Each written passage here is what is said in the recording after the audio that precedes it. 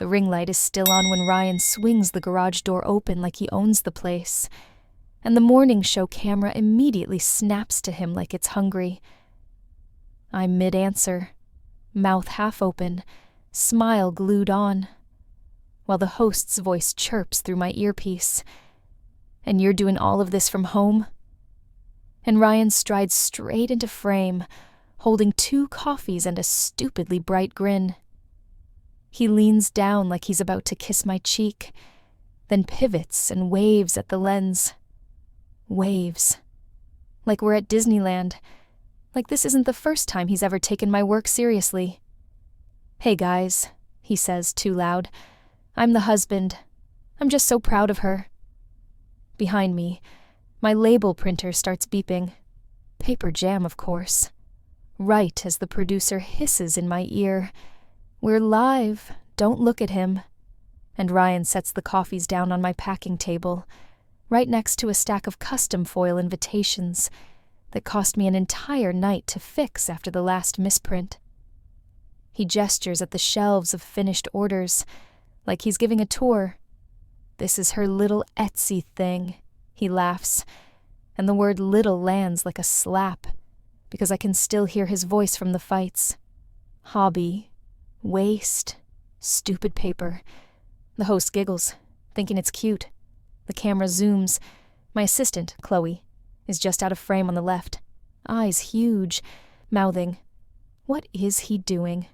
And Ryan, hooks his arm around my waist like he's claiming a prize.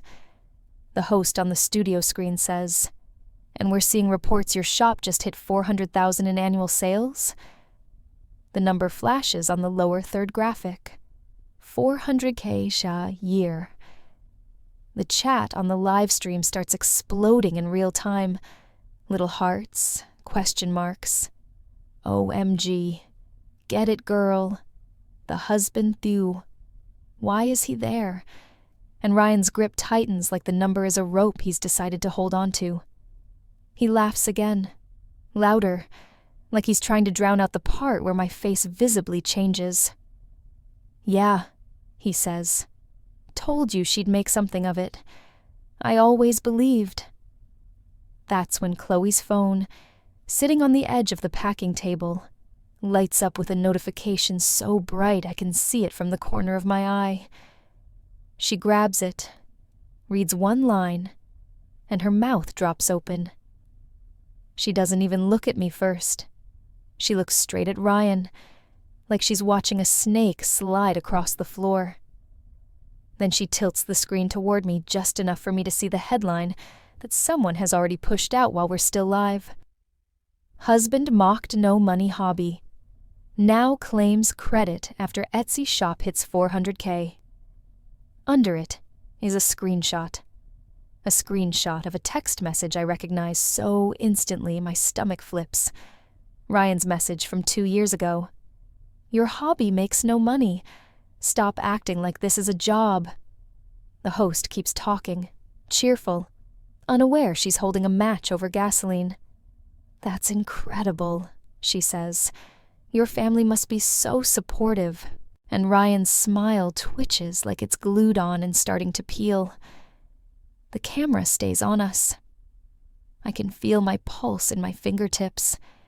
I can feel the urge to protect him rise up automatically, like my body is trained to clean up his mess before anyone else sees it. But the screenshot is already out.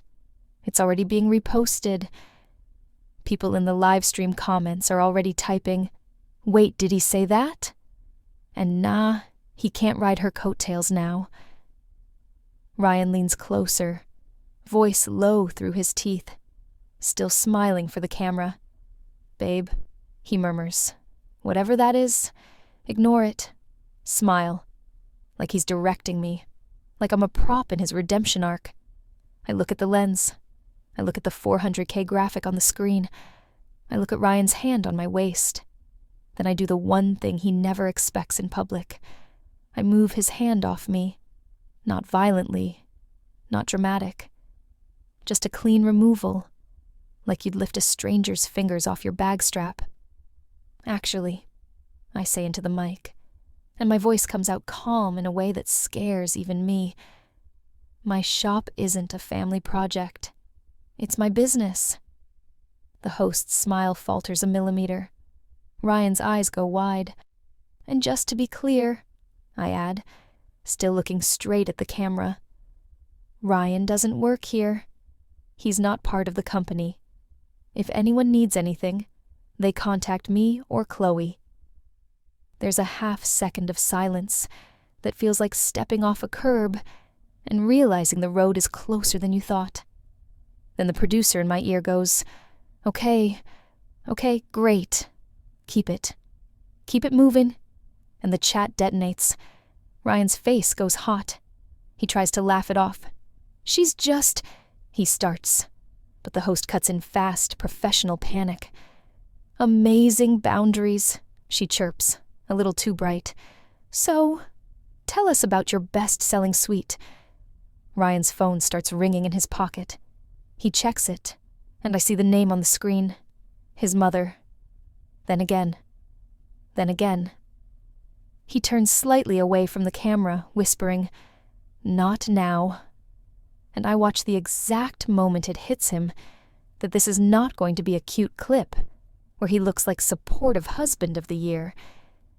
This is going to be a clip where the internet drags him by the collar.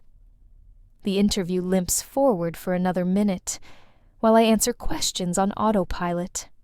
Launch dates, production, fulfillment, while Chloe silently clears the jam in the label printer with shaking hands. Ryan stands behind the ring light like a sulking stage dad, trying not to be seen and failing. He keeps glancing at my packing shelves, at the orders, at the evidence of my work like it's a new language. He suddenly wishes he could speak. Then the host says, We'll let you get back to your day. Congratulations. And the producer's voice in my ear changes from bright to urgent. We're cutting. Camera's off in 10. Keep smiling. The second the camera light clicks off, Ryan's smile dies like someone pulled the plug. What the hell was that? He snaps, voice sharp and loud in the sudden quiet.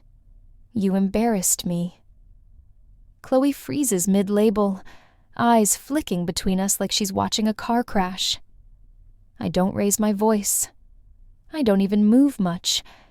I just pick up my phone from the table, open Instagram, and see my DMs filling so fast the app stutters. People are tagging my shop. People are tagging Ryan. Someone has stitched the live clip with his old text already. Someone else has posted a screenshot of a comment he left on a mate's Facebook 2 years ago. She's playing arts and crafts again, LOL. And under it, a reply from the same mate. At least, it keeps her busy. The post is being shared with the caption, He said this about her, and now he's in the camera shot. Ryan sees my screen, and his face shifts into that defensive anger I know too well. That was a joke, he says instantly. It was banter. Everyone jokes. No, I say, and my voice is flat because I can feel myself detaching, like my brain is stepping back to keep me safe. You weren't joking. You meant it. You just didn't think anyone would ever care. He laughs, sharp. Oh, so now you're going to turn this into a feminist thing? Great. Awesome. Thanks. He throws his hands out at the garage, my studio. Like it's suddenly his, too. I show up to support you, and you publicly... What, disown me? I stare at him. I can hear the little beep of the printer finishing a label. I can smell the toner. Chloe's hands are still shaking. My orders still need to go out. And Ryan is standing here, demanding applause for doing the bare minimum in front of a camera after years of treating my work like a nuisance. So I do the bold move again. Quieter this time, but sharper. I open my business account settings. I scroll. I find the linked email. The one he talked me into adding for emergencies 6 months ago when sales started climbing. I tap. I remove it. Then I change the password. Right there, in front of him. Thumbs steady. Ryan's eyes go wild. "Are you serious?" he spits. "You can't lock me out." "Watch me," I say, and it comes out colder than I expected. Chloe makes a tiny sound like she's trying not to breathe. Ryan's phone buzzes again. He answers, panicked now. "Mum, not now," he says. Then his eyes flick to me and he lowers his voice. "No, she's being dramatic." He listens, jaw tightening, and then he snaps. "I said I was supporting her. What else am I supposed to do?" He glances at me like I'm an enemy. "Yes, I know it looks bad. She made it look bad." He hangs up and points at me. "You're going to regret this," he says. "You're making me look like some villain." "You did that," I say. "You did it every time you called it a hobby. Every time you joked about it to your friends. Every time you complained about paper mess while still taking the money when it started paying our bills." His face flickers at that. Because it's true. And he hates truth when it doesn't flatter him. He looks at Chloe like she's furniture. "Can you give us a minute?" he says, like he can dismiss my employee in my own space. Chloe doesn't move. Her chin lifts slightly. "No," she says quietly, and I could kiss her for it. Ryan's jaw works like he's chewing glass. "Fine," he hisses, turning back to me. "So what now? You're just going to... what? Act like you're single. Act like I never supported you." I take a breath. My chest aches. Not because I still want him to understand, but because I'm realizing how much of my life I've spent explaining myself to someone who benefits from not getting it. "I'm going to ship my orders," I say, "and you're going to leave my studio." His laugh is ugly. "Your studio," he repeats, mocking. "It's a garage." "It's mine," I say. He stares at me for a long second, then grabs his coffee, untouched, and storms toward the door, shoulder-checking the frame like it offended him. He stops at the threshold and turns back with a final shot, voice low and venomous. "Enjoy your little internet applause," he says. "See how far it gets you when you need a real partner." Then he leaves, and the silence he leaves behind is so thick. Chloe and I just stand there for a second, listening to his car start, listening to it back out, listening to it disappear down the street like a threat finally moving away. To understand why this feels unreal, you need to know what Ryan was saying about my hobby before today. When I first opened my Etsy shop, it genuinely was a hobby. I was working full-time as an admin in a medical clinic, coming home exhausted, brain-fried from bookings and phone calls, and the same beige carpeted day on repeat. I started designing wedding stationery on my iPad because it made my head quiet. Fonts, layout, little details. It felt like breathing. I posted a couple of templates on Etsy mostly to justify the hours I was sinking into it. If someone paid for it, great. If not, whatever. Ryan's reaction at the start was almost sweet, in a lazy way. "Cute," he said. "Keeps you busy." He'd pat my head like I was a child showing him a drawing. The first sale came in on a Wednesday night, while we were watching TV. I squealed, and he looked up from his phone and said, "How much?" I told him, and he laughed. "Babe," he said, amused, "you can't even buy dinner with that." I should have clocked how quickly he turned my excitement into a joke. But I was so used to being the one who had to be practical. I laughed too. I kept going. Then the sales kept coming. Not huge at first. $10 here, 20 there. But consistent. People messaged me with questions. People left reviews. I got better. I started offering custom suites. I learned about SEO, tags, thumbnails, paperweights, print, vendors. I'd spend nights doing revisions, then wake up and go to work with gritty eyes and a neck that felt like concrete. Ryan started getting annoyed when it took up space. "Your stuff is everywhere," he'd complain, stepping over a box of envelopes like it was a personal insult.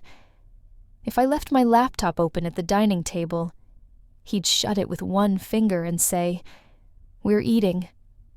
Not we should eat together. Just stop."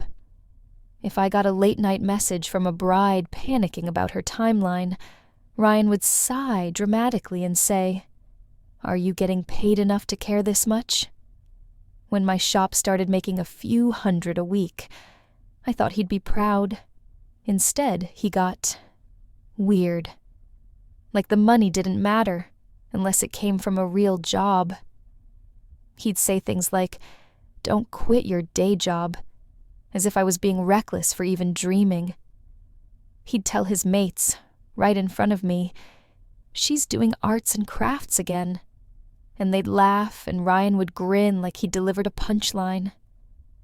I'd smile tightly and pretend it didn't sting, then go back to my screen and work harder because I didn't know what else to do with the feeling. The worst part wasn't even the mocking. It was the way he treated my time, like it was automatically his to spend.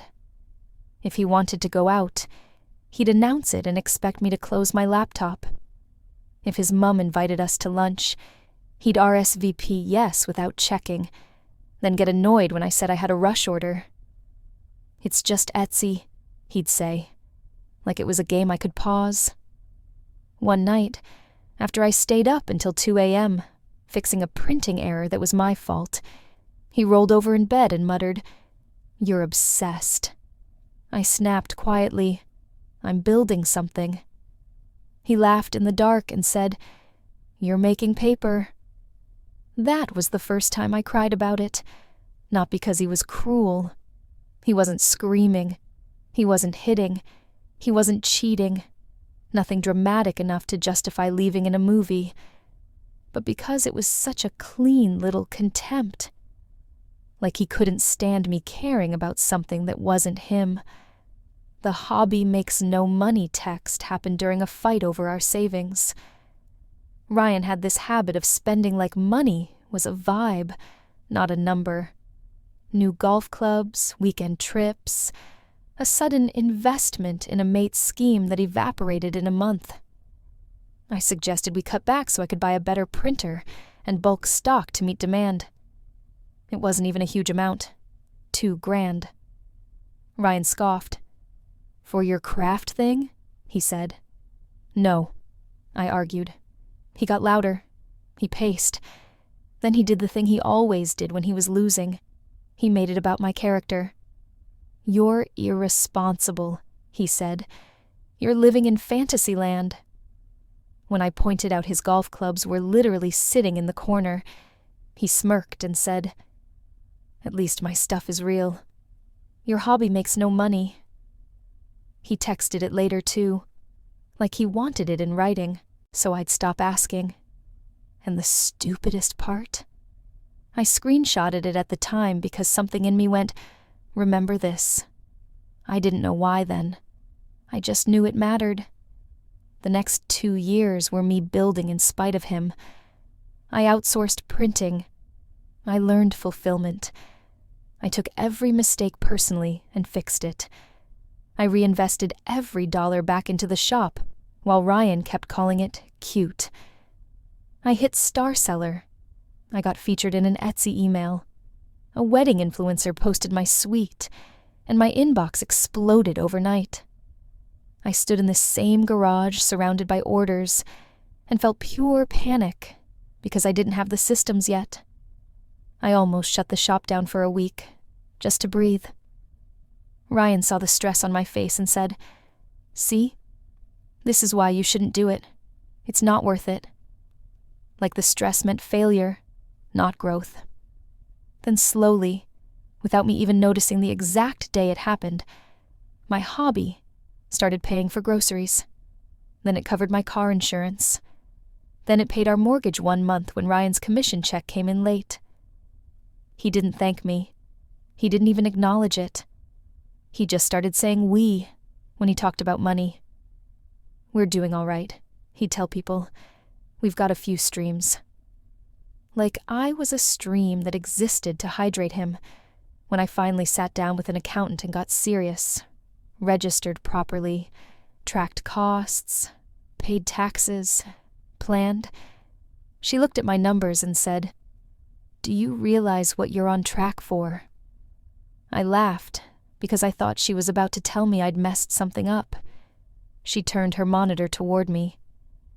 "If you keep this pace," she said, tapping the screen, "you're going to hit 400,000 in annual revenue." I actually felt nauseous, not excited, nauseous, because my brain immediately went, Ryan will take this. He will take this like it was always his. I was right. The first time Ryan called my shop impressive was the day he overheard me on the phone with the accountant. He walked into the kitchen with this fake, casual tone and said, "So, how much are you making now?" I told him cautiously. His eyebrows lifted. He whistled. Then he smiled in a way that made my skin crawl, like he'd just discovered a secret room in the house and decided it belonged to him. From that day, his support wasn't support. It was ownership. He started telling people, "My wife runs a business," and he'd look at them waiting for praise.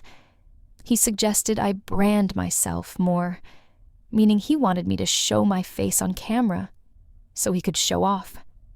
He offered to handle partnerships, which really meant he wanted to answer emails and be the gatekeeper. He asked if he could quit his job to help me scale. When I said no, he pouted like I'd insulted him. Then he tried a different angle. Romance, flowers, proud of you posts, random hugs while I was working. He'd bring me dinner and then hover behind my chair, reading my sales dashboard like it was sports scores. He'd say, "Imagine where we'll be next year," emphasizing we, and my stomach would twist because he wasn't imagining my success. He was imagining his access. And the more he performed supportive husband, the more the past felt like a bruise no one else could see. Which is why today, with the cameras and the 400K graphic and his grin, something in me just snapped into clarity. Because he wasn't there for me. He was there for the clip, for the credit, for the story where he looks like the man behind the woman. What he didn't plan for was that the internet loves receipts, and I had them. After he stormed out today, the rest of the day was a mess of logistics and emotion that felt too big for my body. Chloe and I kept packing orders, because that's what you do when your life is on fire. You keep doing the task in front of you because stopping means you'll feel everything at once. My DMs filled with strangers telling me they were proud of me, and that was nice, but also weird, because pride from strangers doesn't patch the place your marriage is ripping. Ryan's mom called Chloe's number somehow, because she found it on my business page. Chloe showed me the missed calls, like she was holding evidence. "Do you want me to block her?" she asked, eyes fierce. "Yes," I said, "block everyone related to him." I got an email from a podcast producer asking if I'd talk about turning a hobby into a 6-figure business. I got a call from a local news station. I got a message from an Etsy rep about a feature. And in the middle of all that, Ryan sent me a text from his car, 3 minutes after leaving. "You didn't have to do me like that." Not, "Are you okay?" Not, "I'm sorry." Just, "You made me look bad." When I didn't respond, he sent another, I was trying to be supportive. You're always looking for a fight. I stared at that one until the words blurred. Then I did something I've never done in our whole marriage. I didn't explain myself. I didn't defend. I didn't soothe. I just didn't. That evening, he came back. Of course he did. He walked into the garage like nothing happened. Like storms reset when he decides they do. He tried to kiss my forehead. I stepped back. He sighed, annoyed. "Can we not do this now?" he said, as if I was the one creating drama, as if he hadn't just hijacked my moment and then blamed me for the fallout. I told him calmly, "You're not coming into the studio during work hours anymore." His face tightened. "It's our house," he said. "It's my business," I replied. He laughed, disbelieving, then got angry. "So what?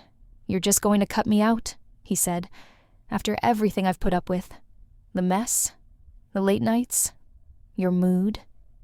He actually listed my success like it was something he suffered through. That's when I realized the final truth. Ryan didn't feel proud. He felt entitled. Like enduring my ambition earned him ownership. So I set the boundary in writing, because Ryan loves twisting conversations into fog later. I typed one message and read it back twice before sending, heart hammering like I was about to jump off something tall. "Do not contact Chloe. Do not contact my clients.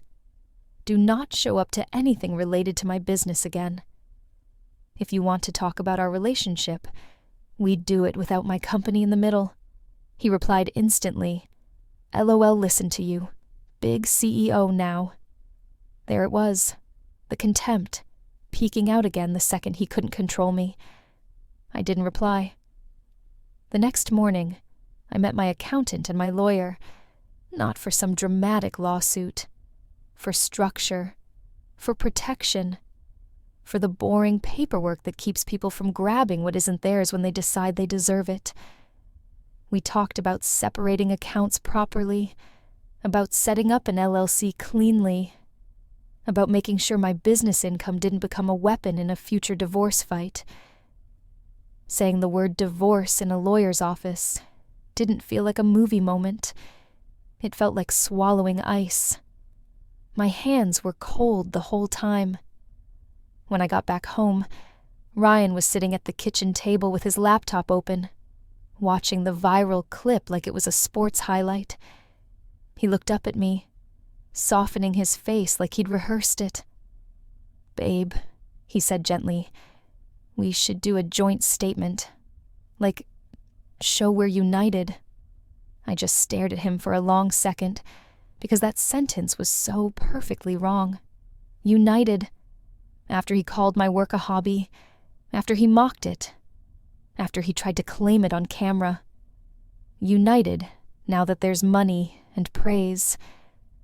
I opened my laptop, logged into my shop, and printed a single shipping label for a big corporate order that came in overnight. One of those deals that would have made me faint 2 years ago. The label slid out clean. The date and tracking number looked real and boring and solid. I peeled it, smoothed it onto the box, and felt my chest unclench in the smallest way. Ryan watched me like he expected me to melt. I didn't. I picked up my phone, looked at his face, and declined his call when his mum rang again. Right in front of him. One tap. Cold. Final.